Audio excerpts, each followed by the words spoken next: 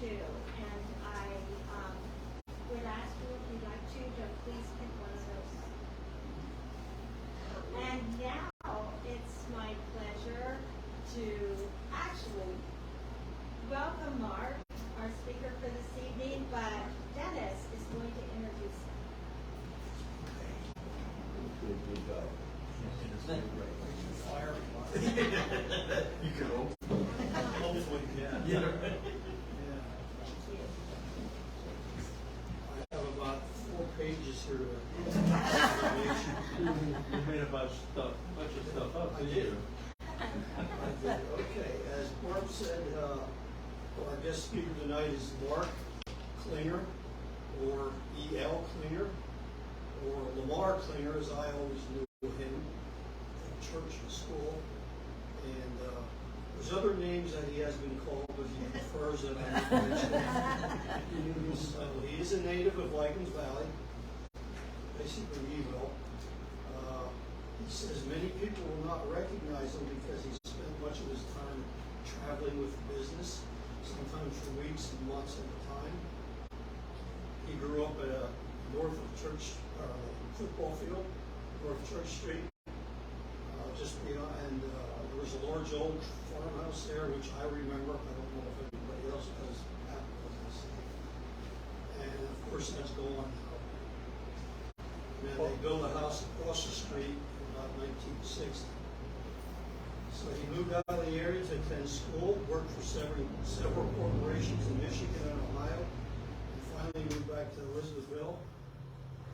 And at the end of 1983, he joined a company that he's here to talk about, a company that his father started in 1960. So this time, Mark, the floor is yours. Okay. Thank you. Well, I don't have much to say because you said it all. Well, I thank everybody for coming. Unfortunately, I don't recognize too many faces because I haven't spent a whole lot of time at home sometimes. In the last couple of years I have, but before that I haven't. And I'm glad that there's a lot of people interested in history because I think history is terribly important. And obviously that's the reason you're here. You enjoy history. So,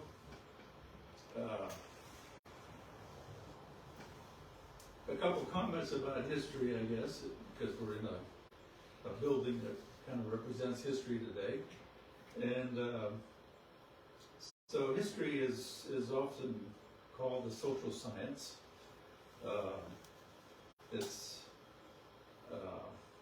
I kind of like to call it science because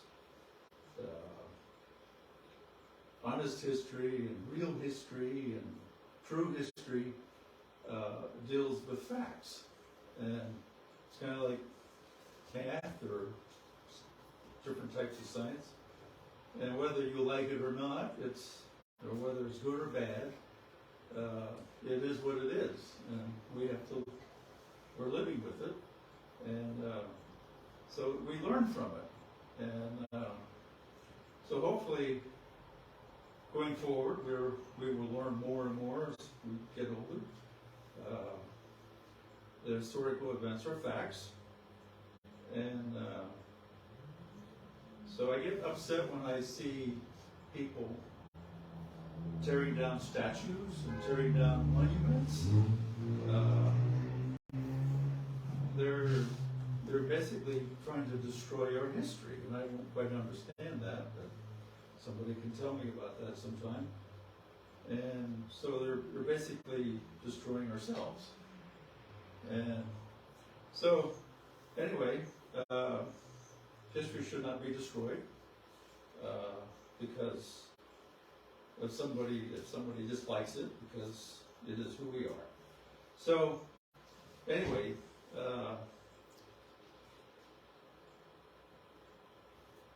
some would say that probably lately we haven't really done a very good job of learning from history. That's my personal opinion. Everybody has a personal opinion. So anyway, it can be exciting. Just thought that way. And I wish I would have been taught that way in an exciting manner when I was in school, because frankly I didn't like history in school. I believe that not enough of it is taught today, and I think we should have more history in school because it's who we are, and then it's information so we can go forward and hopefully live a better life. So, okay. Somebody probably said, well, I guess I often said that I like to say that you have to know where you came from before you know where you're going. And I don't think I'm the first person that said that, so whoever said that, I'm just borrowing it from them. But I liked it. I liked it for 20, 30 years, I used to say that. Okay, so a little story. A few times in the last 5 years, I had some brief conversations with some local people. Didn't really know who they were, but we had some small talk. And they would ask me if I was local. And I said, yeah, I am. And then they said, well, where do you work? And I said, well, I work for Klinger Machinery, and just beyond the high school football field fence. And a couple of them would say, oh, you work at the junkyard. And I was kind of taken aback by it, but anyway, so I responded that I hope it's not a junkyard, and what it really is a machinery storage yard. So looks like a machinery storage yard to me, it's a junkyard to somebody else. So my name is Mark Klinger, that's the name I usually go by, and that is where I work, for Klinger Machinery. What we do is we take used processed machinery, we buy processed machinery from plants that don't need it anymore, and they're grinding mills and they're crushers and processing equipment. We bring them into our facility and we rebuild them, and then we try to sell them. So these machines crush, they grind minerals. They're used in all kinds of products. They're used to grind minerals for pollution abatement at power plants and water treatment plants. So everybody's kind of familiar with them, but they don't, they wouldn't recognize them, I guess. And they grind minerals that are used in toothpaste and cosmetics, and sulfur for dusting grapevines at vineyards, and anything in between. So the stuff, the material in your toothpaste most likely is something that was ground with the type of machinery that we rebuilt. And I didn't know that. So, but we clean them up real good, don't worry about it. So also some of the mills that we work with are coal grinding mills. And the coal grinding mills are a little different, but they are basically grinding coal to a real fine powder. And they're used at generation plants, industrial process plants, lime plants, cement plants, any place where you need heat, to create heat. Coal is the best way in the world to create heat. Don't let anybody tell you something different. So, okay, so this photo that's on the screen right now, this was our first shop. And the company was started about 1960 by my father, and I was in high school, junior high school, I was exposed to some of these machines back then because I used to be told to go out and scrape the dirt off and brush it and paint it and stuff like that. And it was a lot of fun. So, so anyway, that's how I got exposed to it, and after a while you fall in love with it. So I moved away, went to school, and then moved to Michigan and Ohio eventually, and I was involved in basically the same industry, except that they were manufacturing new equipment. And one of them was a dealer, but we also built processing plants, and so they were mineral processing plants, and so that basically I spent 20-some years out in that area. So approximately 1983, 84, I moved back and to Elizabethville, and I joined the company that my father started. When I moved back, the company doubled in size because now we had 2 people working in the company. So eventually we hired more people, and mostly for the shop, and so off we went. And so this photo is the original shop.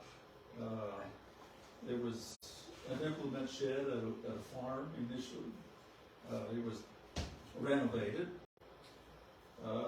somewhere around 1970, and I think it was built around 1900, that building.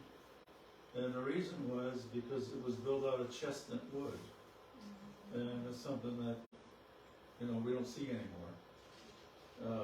Doesn't rot. It's hard. It's tough. Seems to get tougher with age. And it was built very well back then, so there it is. Today, we use it for a storage building, and so we're kind of proud of it, I guess, because it is old, over 100 years. So, didn't want to do that, so I don't know what I did.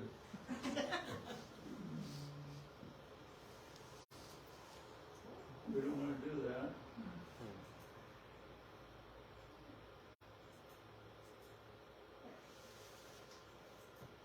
Okay. So, around 1990,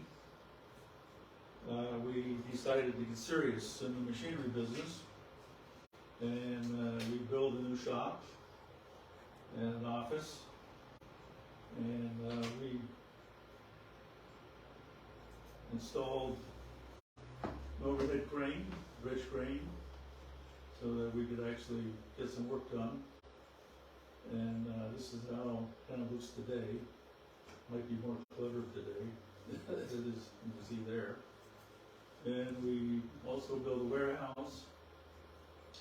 That's just one aisle. There's a double aisle in there, so it's twice as big as what you see there right now. So about the same time, we became incorporated, and we became an S corporation.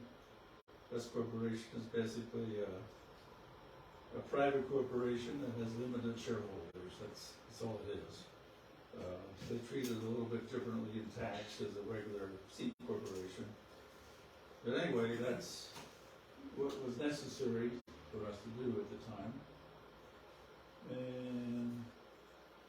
And we also started buying some equipment that we could actually handle our equipment with. And, this happened to be a hydraulic crane, which was extremely useful for us. It's a 50-ton crane. And we acquired a very large forklift, which can lift about 26, 27 tons. So this has been indispensable for us.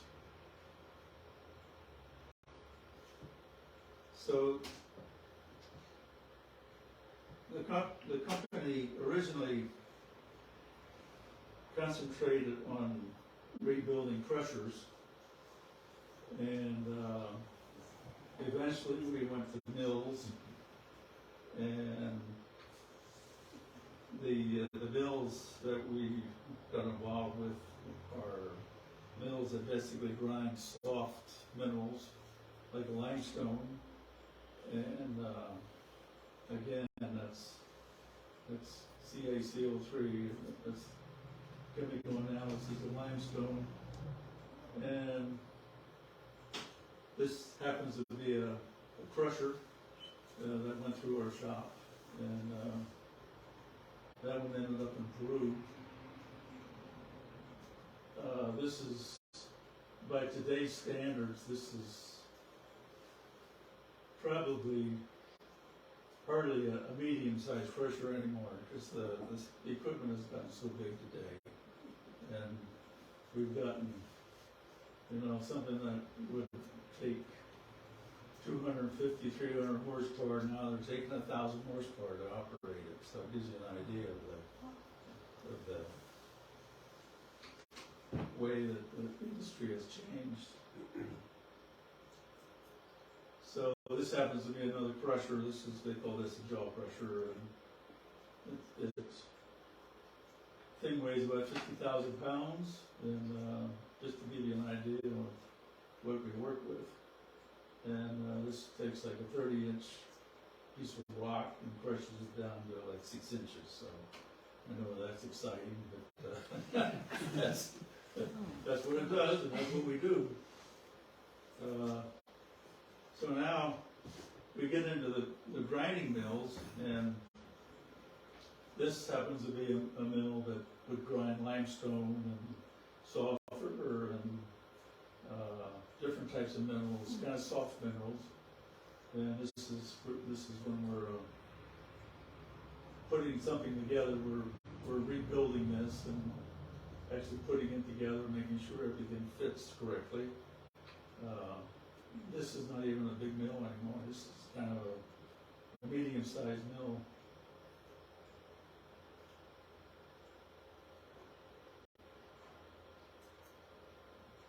That is what it would look like. It's a little bit larger mill. That's what it would look like when it's installed. So there's a whole bunch of other stuff that goes with it, and ducts and air housings and so forth, and safety railing and whatever. So that happens to be one of the biggest mills available. Not quite the biggest, but one of the biggest. And it's a 600 horsepower mill. Gives you an idea of what the work that it has to do. So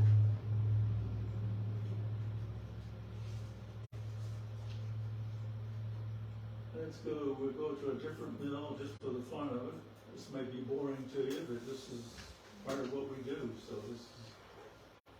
this is another mill, but it's a different type of mill. This grinds coal. They work a little bit differently. And what they do is they take coal, like 3/4 inch coal, and they grind it down to dust, almost facial powder. And when it's in that state, it becomes very explosive. And so there's a huge fan that's attached to this. It pulls out the material, and it blows it into a boiler at a power plant, or into a kiln, a cement kiln or a lime kiln. And there's other people that hook them up to dryers, big dryers, and so forth. This is also a small mill by today's standards. That's not complete. There's some other things that go with it. That's what one looks when it's operating. It's sitting on a foundation. That's a bigger mill. That one might have been at a power plant. I'm not sure anymore. Those things grind 30,000 pounds an hour of coal, and pound of coal is equal to about 11,000 BTU. So you can do the numbers, and you get into the millions of BTUs that thing can put out every hour. And there's thousands of those in operation in the United States today. So let's see. Okay, well, we're getting down to the tail end. I put this in kind of for the fun of it, I guess. And I guess before we get there, we'll talk a little bit about kind of why we got into this business. And I'm not sure how we got into this business. Because one thing led to another. The market changes, and then when the market changes, we do something else and get more interested in a different type of equipment. But they're all related to mills and grinding mills and crushers. And we basically just follow the market. And that's what we have always done, and we still do it today. So when we get a mill in, or a crusher, we completely tear it down. Nothing but everything is taken apart. Everything is taken apart. And so we start cleaning it up, and we shot blast the exterior surfaces on it in a shot blast building, a room, and then we inspect everything, make sure there's no flaws in the metallurgy, and we replace all the worn parts. So the period of time that it takes to do a mill can be 3 or 4 months. This is to do one mill. And actual labor time. And then it could take 6 months because we often have to wait for parts to rebuild. And the people that furnish the parts, the manufacturers, the delivery time is sometimes 6 months. That's kind of normal. And it's been a little bit longer lately because of all the craziness that's going on right now. So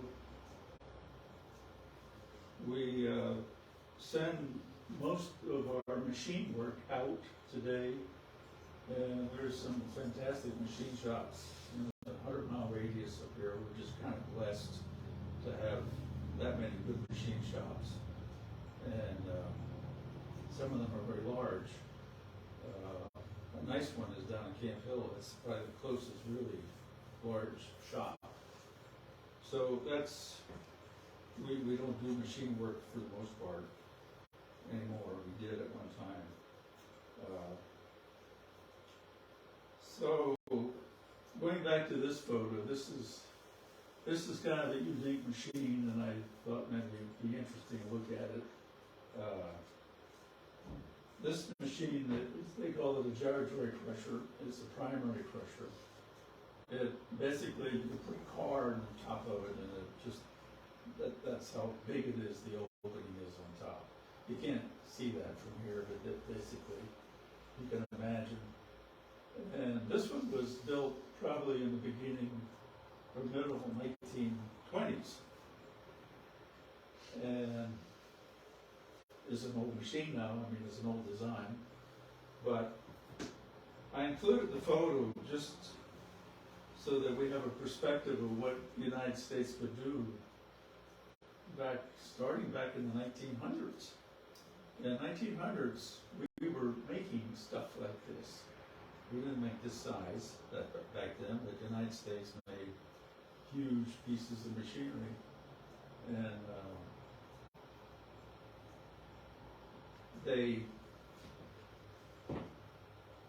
they were able to, I don't know how they handled the pieces. This one is split. You can see it's split because of the weight.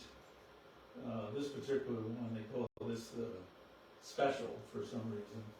This was a reinforced machine, reinforced metal. It weighed about 1 million pounds.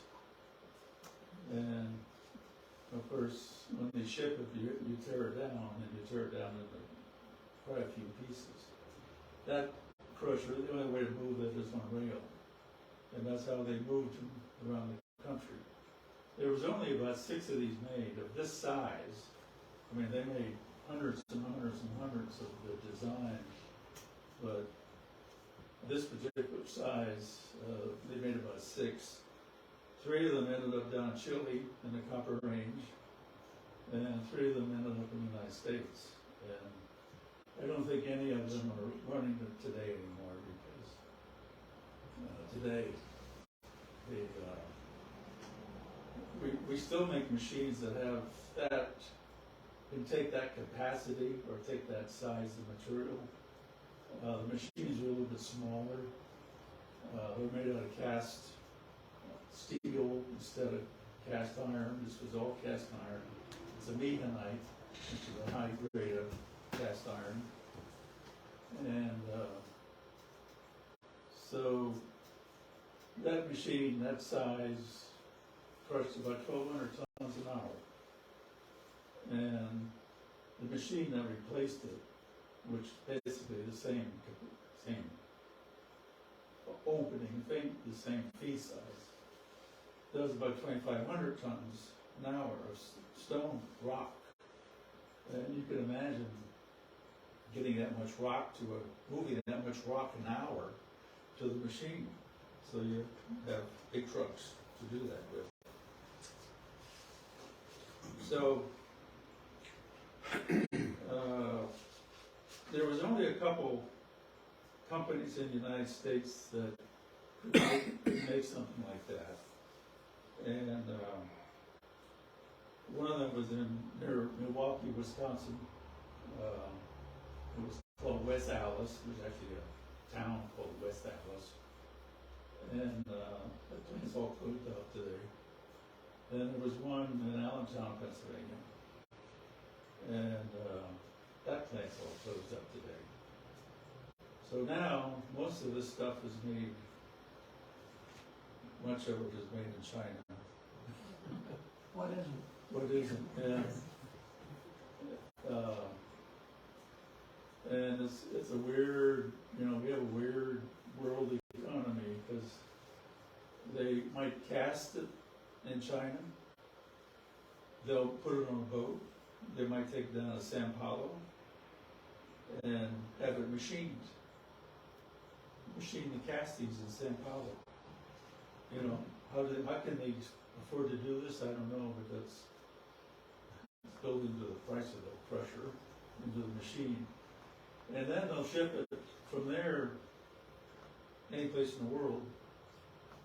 And something I noticed that this was a U.S. company that was doing this, and they'll say it was made in the United States, but it was really made in China and Sao Paulo, and I don't know if they're getting all that done today there, but 5 years ago they were. So, okay, so that's basically, it's not something we do per se. I just thought this is very interesting to see this, to see the size of it. So, okay, we're still supplying some parts for Junior, for machines smaller than this. So they still made this machine up through the 40s, this design. And today we're still supplying parts for those machines that were made in the 40s. And obviously they were made to last a long time.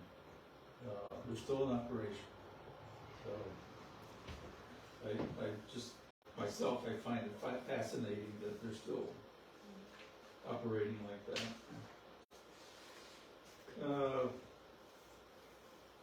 we do work on machines half that size. Not often in our shop. Mostly we go out in the field and we assist customers to rebuild them because we're familiar with them. And we might spend 2-3 weeks on site and while they rebuild the machines. The rebuilding schedule might be every 20 years, once every 20 years. So how many things can go around for 20 years before you have to rebuild it? And that's, you might have to replace wear parts, but the internals are set for a long time, for many hours. So that's some of the stuff that I did. I would go and sit with somebody and we would rebuild these machines, different places in the country, and I traveled every place in the United States, and a little bit in Canada, and sometimes I was away for months at a time.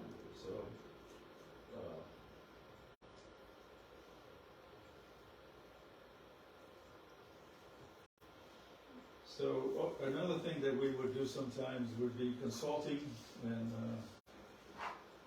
we did it on different levels, but frankly it was something I didn't really care to do, because generally when they call you in to consult, there's a management disagreement.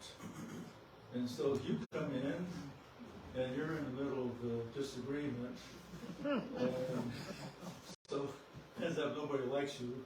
And so we didn't advertise that we did this very much, but I did it dozens of times, I guess, through the years. And sometimes it would just be a matter of writing reports and so forth, giving them a paper, basically. So we shipped these machines both domestically and all over the world. And some years our export business makes up half of our volume. Not lately, but before COVID hit, it did. We export to different parts of the world, including Central and South America, some of the African countries, especially in the copper belts, Asia, including China, Malaysia, Pakistan. We have shipped to New Zealand, Australia. We exported mills to one of the former Soviet countries. Goes back quite a few years ago, but this was when it was not the Soviet Union anymore. And that was quite an experience because to move it over there, they had to go through a couple of different countries. And so it got to be a nightmare. Luckily, we didn't have to be involved in that, but we heard about it every week. And the reason why it became difficult because everybody had their hand out. So we would go from one country to another country to another country before we get into the final destination. And you're going through different countries with different tariffs. And the people that did this, luckily we didn't have to be involved, but it was a nightmare, and it took months and months and months to ship it through because it would sit on a dock someplace, or sit someplace before it could move, before somebody paid tariffs. So isn't something that you want to do very often. So a few years ago, COVID hit, and it was introduced to the world, and it changed our marketing strategy like it did most companies. And the companies in our industry changed their buying habits. I think most companies did. And capital expenditures are currently guarded with a wait-and-see attitude today. And I'm mostly talking about the brick-and-mortar companies. Other companies, high-tech companies, that's a different world. I don't operate in that world. So instead of investing in new equipment, some of these companies have decided to rebuild their existing equipment. Some of that's benefit to us, and so they're holding on to their cash and waiting to see what's in store for the economy and for their business and so forth. So the economy and politics have changed drastically lately, and most of these companies, I should say brick and mortar companies, because it doesn't apply to everybody. They're waiting and see what's going to happen, and we're the same way. Everybody in the business is like that. So some of the companies, some of the industries in this business, the mineral processing, have moved their production offshore, and they've been doing this for 50, 20 years. Doing it because of government regulation, wages, and you name it, everybody knows about that. So that's how the world has operated ever since the beginning of time. So it's the way economics works. So you go and get something done where you can afford to get it done. So today our marketing strategy has changed again, and our business is basically rebuilding customer-owned mills. Not all of the business, but some of it. And so people are shipping their equipment into us for us to rebuild, and so it keeps us busy. So along with that, there's been a huge consolidation in the industry, in the mineral processing industry. And mineral processing is just about all the minerals that you can think of. And we use most of them for different things. So some of them we use for cosmetics, and some of it's in your food. So there's a lot of consolidation, which means less competition, and I'm mainly talking in the mineral industry, and consequently higher prices. So everybody here is experiencing higher prices recently, and it's happening in every industry. So I'm not sure when the inflation will end, because we're still seeing price increases on the industrial level, and there's still upward pressure on costs, and these costs eventually will be passed along to everybody, all of us. That's the way it works. So we think we put half of you to sleep, so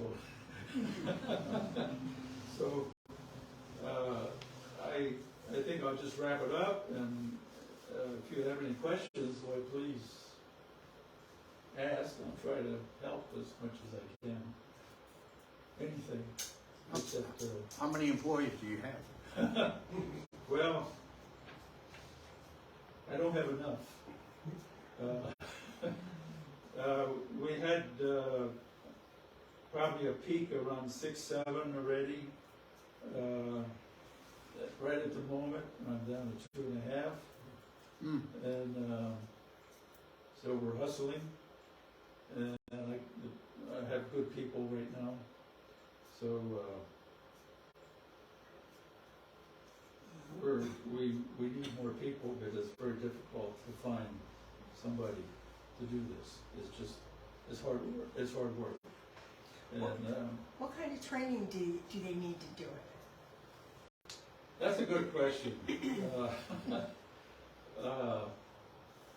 I don't think there's no place you can go get training. I mean, it's basically, if some company would send you to a manufacturer, if the manufacturer would happen to have a training program to work on their equipment, and that happens. There's numbers of companies that do that. So that's how they can, pick up some skills. But mostly, it's basically just working with it, and it takes years to train somebody. And it isn't something that somebody can just come in and they would know what to do. And that's the problem. It's a problem with everybody. All of our customers are complaining about this because they just don't have, they can't find skilled people to do this, or that want to do it.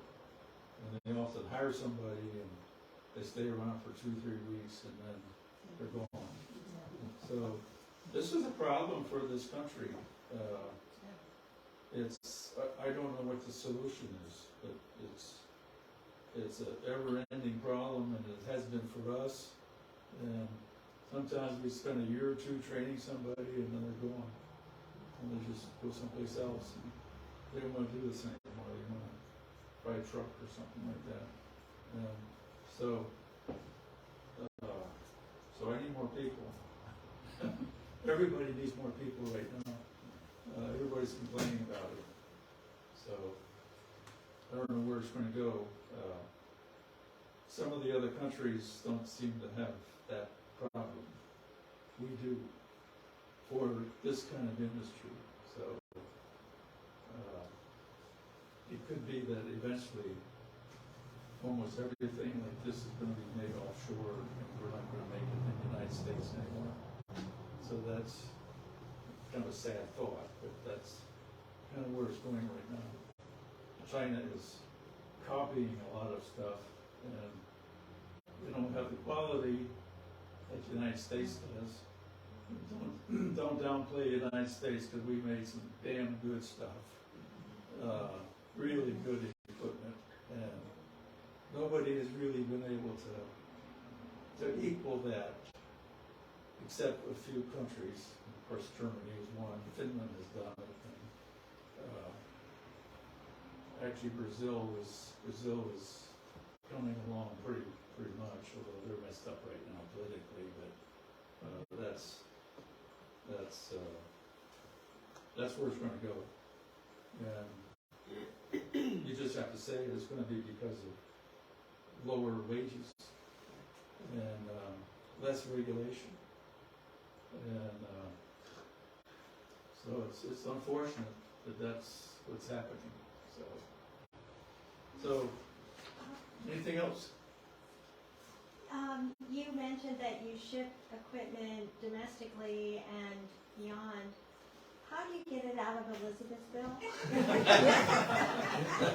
I mean, I've never seen that spirit. Well, you might want to ask, how did we get it here in the first place? Exactly. You have to bring everything in. And I don't remember. In pieces. In pieces? I'm sorry? In pieces? In pieces, yeah. Yeah, we just, these machines, you can dismantle them. You have to dismantle them. You know, you can't ship anything like that. So you're talking tractor trailers? Oh yeah, it's all tractor trailers, and I mean, some of these mills would take 4 truckloads, 4 tractor trailer truckloads. Mm-hmm. A machine like that, I can't even calculate that. Yeah. That was shipped on rail. They shipped that on rail. That never saw a truck, and so they put them on special rail cars because it was all broken down, many different pieces. You can see where the splits are and where it's bolted together and everything. And sometimes they would rearrange the position of it on the cars so that it would fit, and they didn't have to not too wide or not too tall or whatever. So, but anyway, everything is for us, is shipped, coming in, is shipped on a truck. And sometimes they're heavy trucks, sometimes we have to get. So not by rail at all? Hardly anybody uses rail for equipment anymore, Okay. except if for something large like this that's going to the port. Okay. That makes sense. Yeah, and it's all about costs. You have to weigh the costs, because if you put it on rail, you still got to put it on a truck. You got to put it on a truck, put it on the rail. So then you got handling costs here and there, and then you got to take it off the rail, put it on another truck, and so you're handling it so many times, and every time you handle it, the cost just goes crazy. So, but anyway, that's what we do. We ship by truck. Coming in, we ship by truck. And sometimes we have some really, really heavy loads coming in, and we don't like that, but that's the way it is. I mean, they have to, the truckers have to haul according to the rules of, of the requirements of doing that. But, so I think the biggest piece we ever moved out of our place, moved in and moved out, was I think it was 83,000 pounds, I guess. That was the largest single piece. And of course it takes a special trailer. And it's a train, really. It's a truck with a pony and another pony, and it has, I don't know how many axles on it. But anyway, that's how we do it. I don't like to do it because it's too damn expensive. Thank you. Being neighbors to your plant out there, I want to say that you are doing a fantastic job of making it really presentable. Well, I appreciate that. We try to, the junkyard tries to make it a good impression. It's almost as salty to call it a junkyard, but I guess that's what it probably looks like to somebody, I don't know. For all the stuff you got sitting around there, how do you not make it look like a junkyard? Would be a better question, but I think whoever you have cleaning it up around there, it really, really looks nice. Well, I appreciate you saying that. I appreciate you taking notice of that. We try, and it's, as you probably know, a lot of the equipment that we have it stored in the way back off the road as far as we can get it, and it's it became naturally hidden. We didn't try to hide it per se, but it's just because of the trees and all that kind of stuff, it became naturally hidden. So, The next question I got, where locally, I'm saying locally, Pennsylvania, New Jersey, is the closest place that you have shipped any of this equipment? the closest place we shipped? Yeah. Oh, well, some of the machines we have, some of these machines, the crushers, I mean, they're 6 foot square. They're small. This just happens to be a giant. This is one of the biggest machines made. So we have shipped some small machines, quite a few actually, to some of the coal people. Going out of Pottsville area.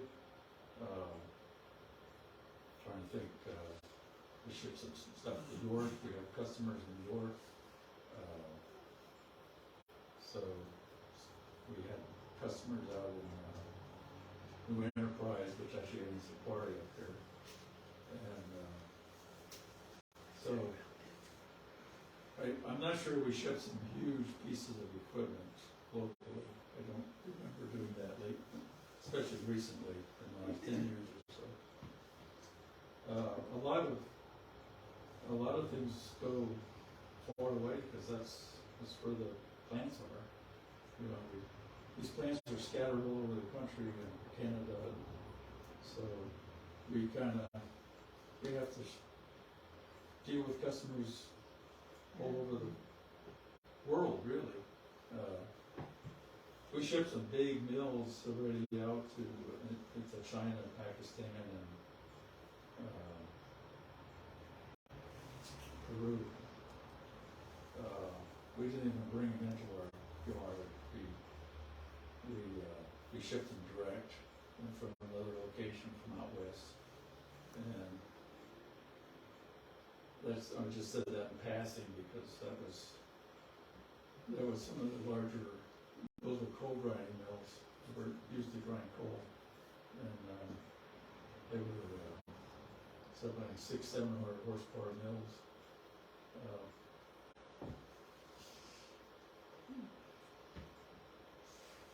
So we do parts business too, so I didn't mention the parts business, but sometimes, some years, the parts business is something that keeps us alive, and we have some companies, mostly up north, in Pennsylvania, that buy parts from us for some of the mills, because we do supply parts for the mills, new parts, and we don't manufacture them, but we have sources where we can acquire them, and we just basically broker them, job it out. Are there any other questions? Okay, thank you.